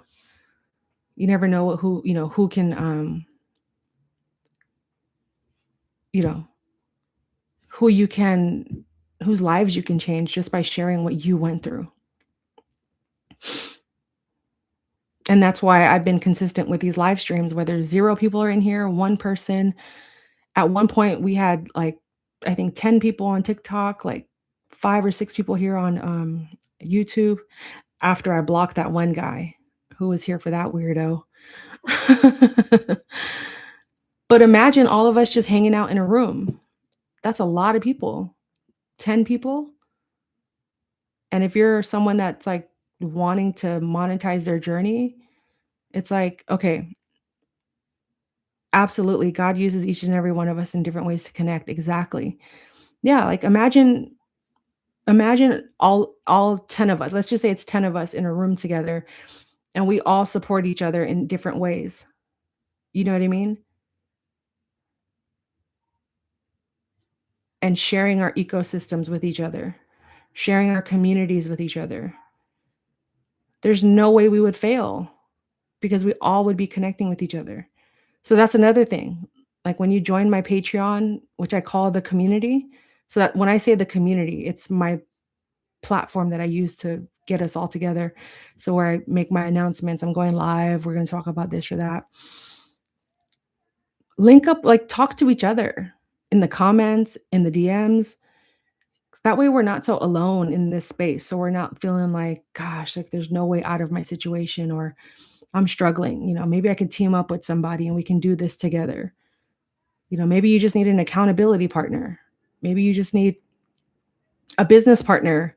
Maybe like I used to belong into this business group and it was one of the best I ever did. I wish she was still doing it, but her name is Nicole Walters. And she used to do these trainings every year, these cohorts. But what I love the most about what she did is she surveyed everyone. And depending on where you ranked is who you would be grouped with. So each group had like one dreamer. Each group had one like facilitator. Each group had like someone that was like different. So then as a collective group, there was always someone that was keeping the ball rolling, keeping the conversation going. If the dreamer was talking too much about, love and light and goals, and like myself, I fell into the dreamer category because I lack the systems, um what's the other word I'm looking for? The systems and the anyway, structure. That's why I didn't know the word because I don't have it. I lack the structure. So there was someone in the group that was very structured, very organized, and kept us all in check and aligned. And we would meet once a week for I think it was like a 2-month thing. And it was like the best decision I ever made. It was like the best $1,200 I ever spent in my life. And the lessons I learned in that group setting were just life-changing, and I wanna make sure I'm applying some of those things into this group, into this community, because I can inspire and motivate all day, every day, but it's important that we apply it, that we try these things, that we put in the work, we put in our reps. Otherwise, it's all just gonna fall to the wayside.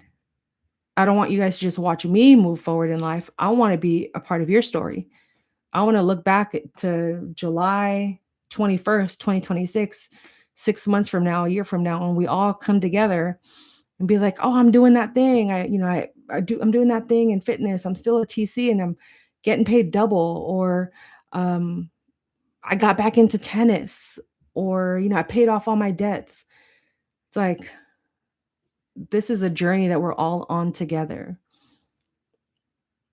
that we're all trying to figure out together in life, because there's no blueprint to any of it. We're creating our own blueprint. We're all on our own path. We all have our differences, our similarities, but we're all so unique to the point where it's like, there's a reason you're good at that. There's a reason you know that and I don't. There's a reason, you're born, you know, with no rhythm and I'm born with rhythm. I'm running out of examples at this point. But excuse me.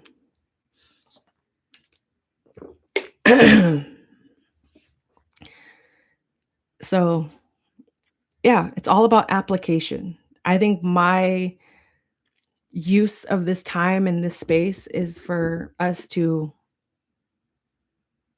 know what we want to do,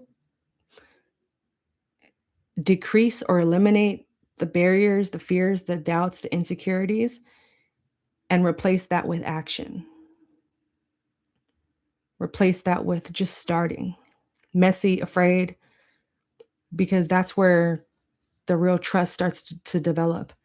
And if you believe in God, that's where the real trust in God develops. It's not in living this perfect life. It's not in like trying not to make mistakes.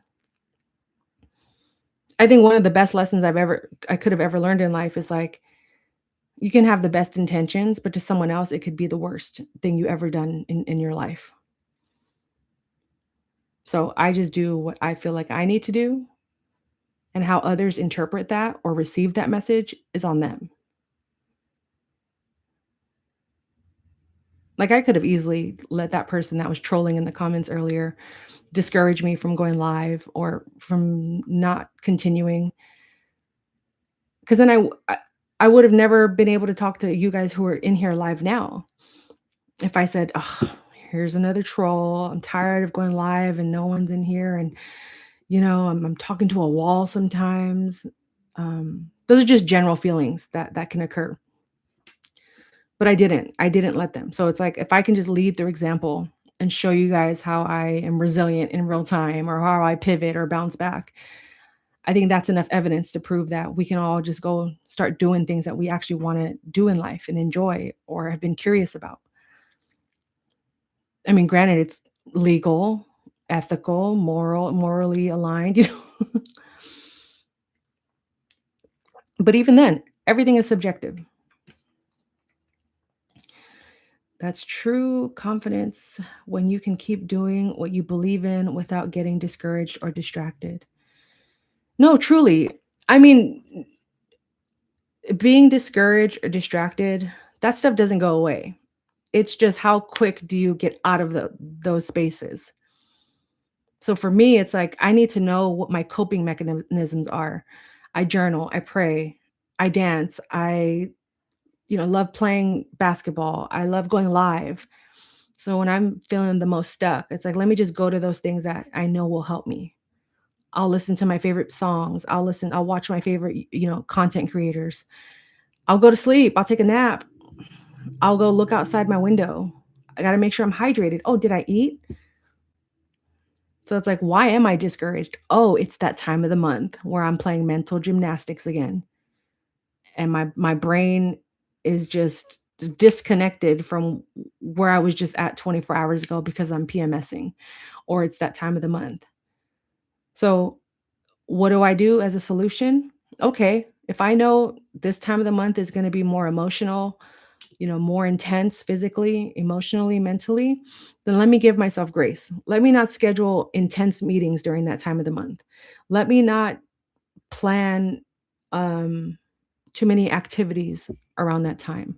Or opposite, let me plan activities that are going to keep me happy. Let me go to my favorite ice cream spot and get an ice cream. Okay? Let me indulge in my favorite snacks during that time of the month, but also making sure I'm taking care of myself on the mental health aspect. So the confidence is in the action. The confidence comes from the action, not the inaction. And that's where the courage, that's what turns into courage. And also, like, not living too far into the past, causing that's where the depression and the sadness starts to linger. But then being too far into the future, anxiety, those anxious feelings start to develop and creep in. So it's like, just I am my best when I'm just here. Like, do I have a million things to do outside of this? Is my inbox like, does it feel overloaded right now? Do I feel like I'm struggling or whatever? Yes. But I am here in this live stream. I'm not thinking about all those things. I'm not consumed by it. I'm not letting it dictate this conversation because it's not time for that. It's time for me to just interact and talk to you guys and see where we're at and what we need to do, where we need to get better at. Build that, yes, be in the moment, build momentum, but also know when it's okay to stop, to take a pause, to breathe, to check in. So, yeah, this is fun.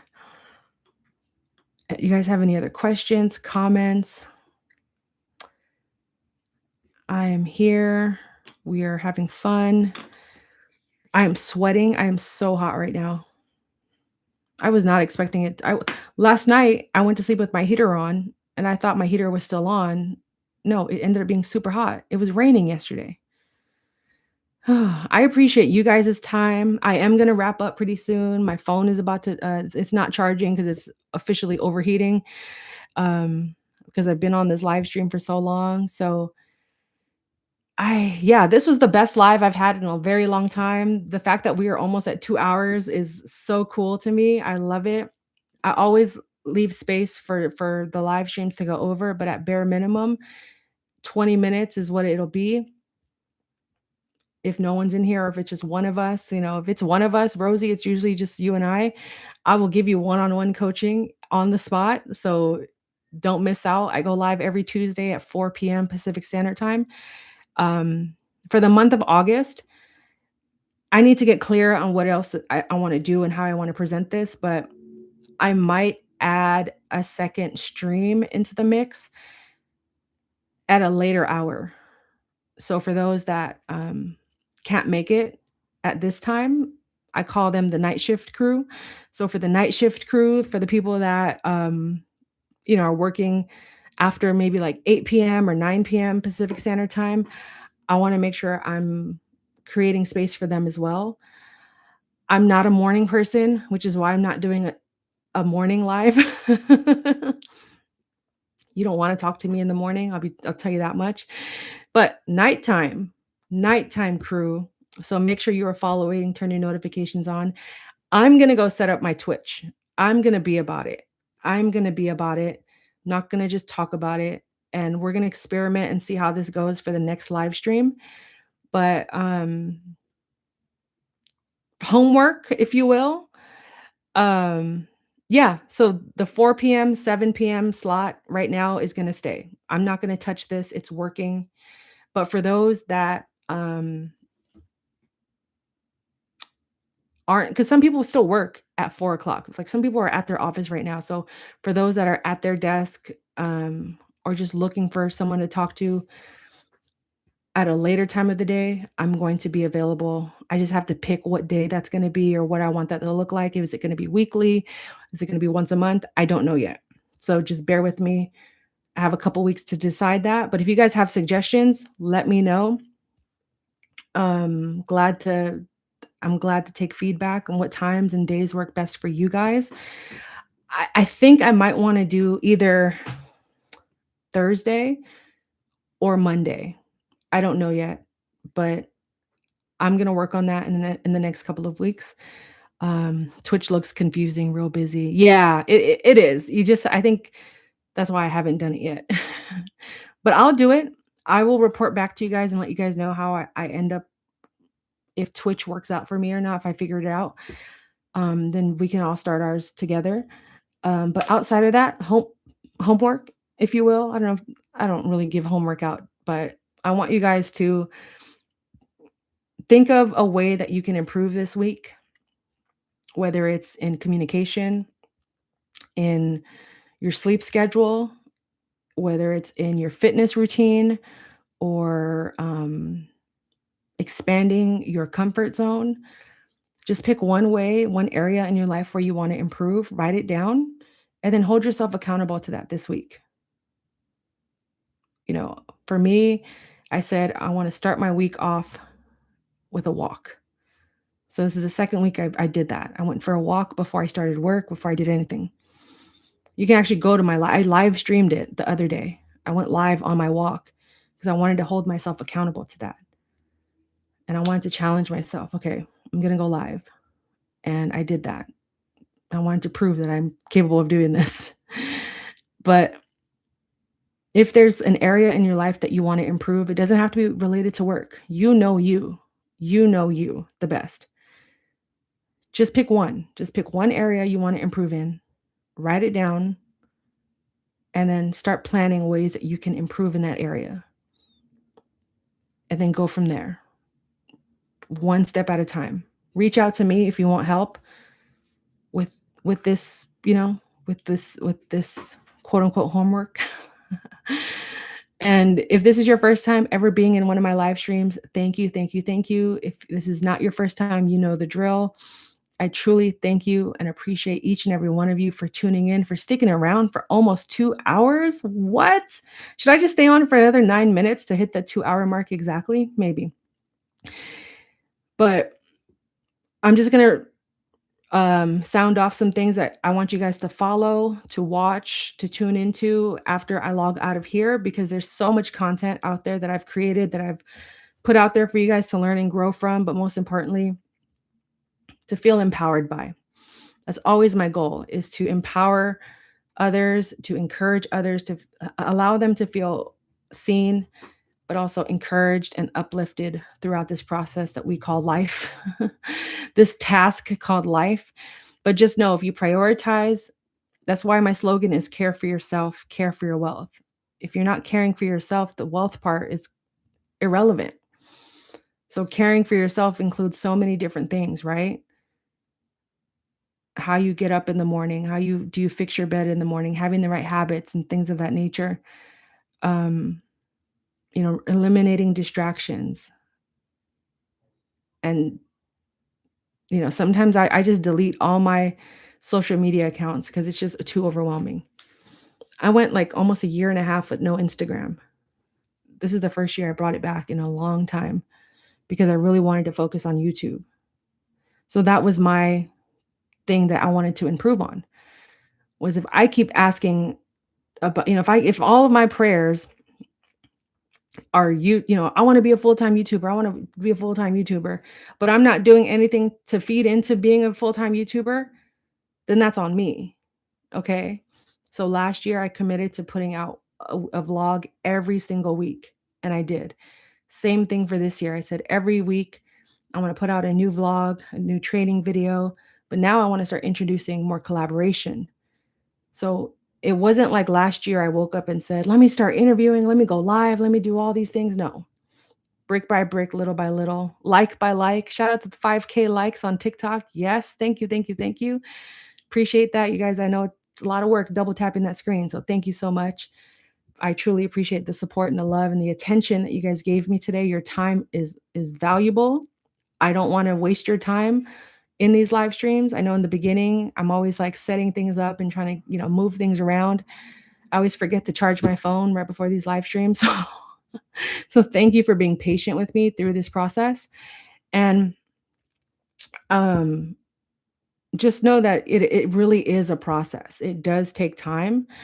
I did a lot of throwing things at the wall to see what stuck and what didn't stick, and from there, I just evolve. From there, I make my next decisions. I'm doing my best nowadays to not be so impulsive, to not be so, reactive, because that just creates more of a mess in my life, and at my age, I'm 42 years old, I don't need any more mess. I've cleaned up a lot of messes in my life, and now I'm just at a point where I just wanna, again, be present, enjoy each moment for what it is, good or bad, in between, still, busy, all of it, and give back to you all and share the 22 years of life experience and information and resources and tips and tools that I have used that have helped me along the way to make your journey a little bit or a lot more easier. Because when I quit my job in 2018, there was maybe like one and a half people on social media talking about transaction coordination. But even then, they weren't talking about like the business side, the mental health side, none of that. And how you take care of your body physically. They weren't talking about any of that, or how sleep is your number one asset, not money, not clients, not systems, sleep. I get my 8 hours of sleep. I'll tell you that much. My body only knows 8 hours of sleep. Doesn't matter what time I go to sleep. I can go to sleep at 9 PM, 8 hours later, I'm up. I can go to sleep at 3 AM, 8 hours later, I'm up. Anything less than that, like I said, that's why I'm not a morning person. Just don't talk to me, don't bother me because and I do intermittent fasting. So, um, I don't eat until, uh, 11 AM. So that's why I started doing my morning walks. I don't do my morning walks every day. It's almost like bare minimum once a week, and then I try to do it if it's not every day, every other day, because I know how important that is for me, and I'm trying to activate more natural energy than having to rely on, like, energy, like, B12 supplements or anything like that. I'm trying to tap into, like, the natural energy, and even doing these live streams, I get so energized from just talking to you guys. Like, I literally am, like, being fueled by you guys' energy and talking to you guys in the comments and, you guys interacting with me. No joke. Like, I don't know if you guys noticed, like, I got, like, a surge like, I felt like a surge of energy just come over me throughout this whole, throughout these past couple of hours. Like, I got more energized. I didn't get more tired. Like Kevin Gates, I don't get tired. That troll earlier, his picture was Kevin Gates. I don't know if you guys know who Kevin Gates is, but he's a rapper who can be very problematic at times. So I should have known then, but he also has a song called "I Don't Get Tired."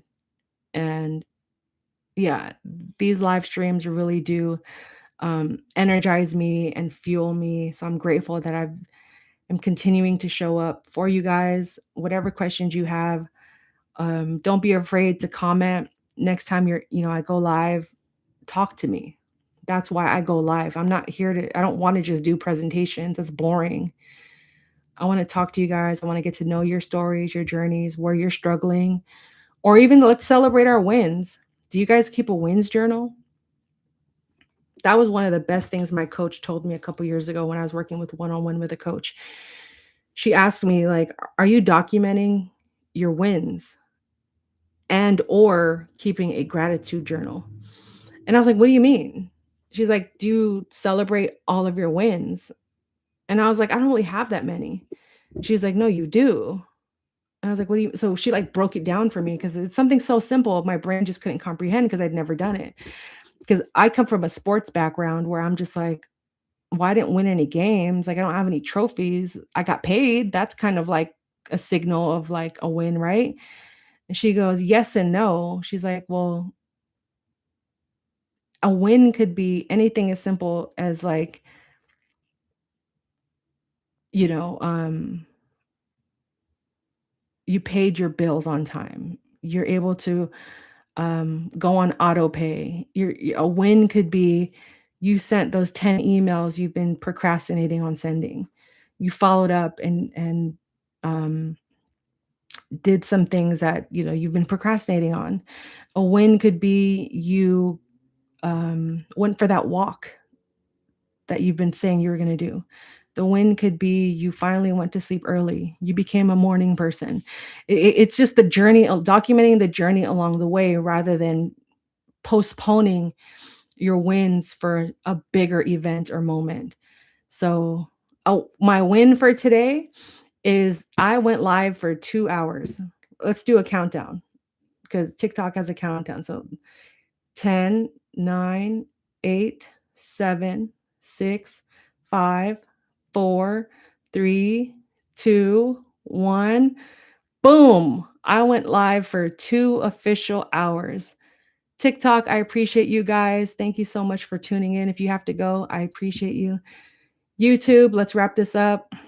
TikTok, I'm going to close out over here. Come into the YouTube. I'll stay on for like a few more seconds, but thank you guys for tuning in. 6,000 likes on TikTok. Wow. That is so cool because it pushes out the content. More people engage when there are more likes. I don't get paid from them. I wish I got paid from likes. Can you imagine if I got $1 for every like that happened? That'd be a blessing. I'd be able to retire. But for the most part, we're still learning and growing together, you guys. TikTok, let me end this live right now. End it. Cool. I was holding my phone that whole time because I was charging my phone. But let me sound off real quick. Subscribe if you're not already subscribed. I go live every Tuesday for the month of August. I think I'm more than likely going to add another day where I go live, but in the evening.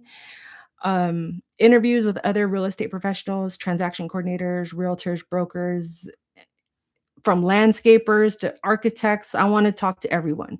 Maybe even one of you guys will be on the show one of these days, but in the meantime, please go watch my interview with Judith Purefax. It's on the site right now. Leave a comment as well. Comments help so much.